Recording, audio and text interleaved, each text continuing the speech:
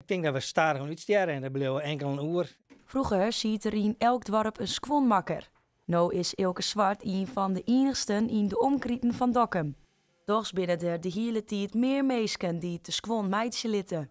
Het is echt wel van het laatste hier ongeveer een beetje dat het aanloopt. Voor een groot deel terug dat mensen wat duurzamer worden. Dat is toch echt wel een dingetje aan het worden hier ek. Jonge meisken kiezen net meer voor het ambacht.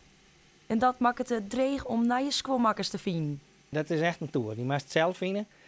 Vakopleiding is heel iets. De mensen misschien zien die meteen op een vakopleiding zitten en die halen al wel hun werk. Dus dan moet ze zelf ziekjes, haak ik mijn eigen ek voelen. Ja, Ilke die mijn overbuurman en vroeger paste ik wat op een baan en toen Manji is eerste machines skiermeidje.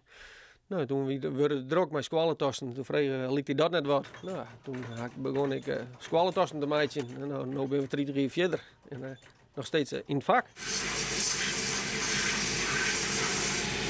Een beetje meisje, dan gaat mijn werker gaat denk ik wel verder. Misschien op een bepaalde manier maar daar misschien iets in ondersteunen. Maar ik denk wel dat hij nog een skotje verder gaat. Ja. Ron vindt het wel mooi werk. En hopen dat jongeren enthousiast worden over het beroep.